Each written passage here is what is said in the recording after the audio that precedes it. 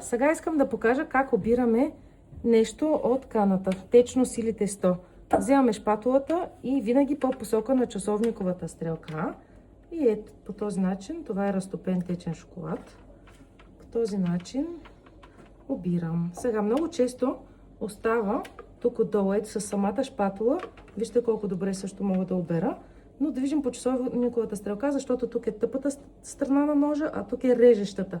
Ако тръгнем в обратната посока, трябва задължително да сме с твърдата част, за да не нарежем силикона. Но ето, вижте сега до каква голяма степен ще успея да обера тестото. Сега, има един трик, ако е нужно, може леко да забършите тук. Както е останало, ако понякога е лепкаво тесто и е повече. Слагате каната и отивате на ръчния режим.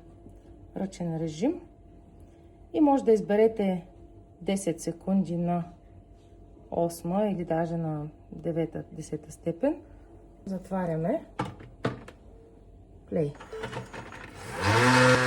Това мисля, че е достатъчно даже. Може по всяко време да прекъснете. Така. Другата опция, която също съм казвала от ръчния режим, само да я знаете, е турбо.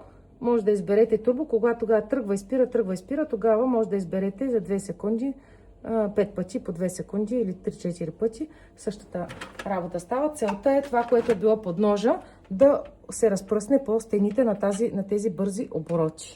И по този начин сега ще обера и другото нещо, което е останало.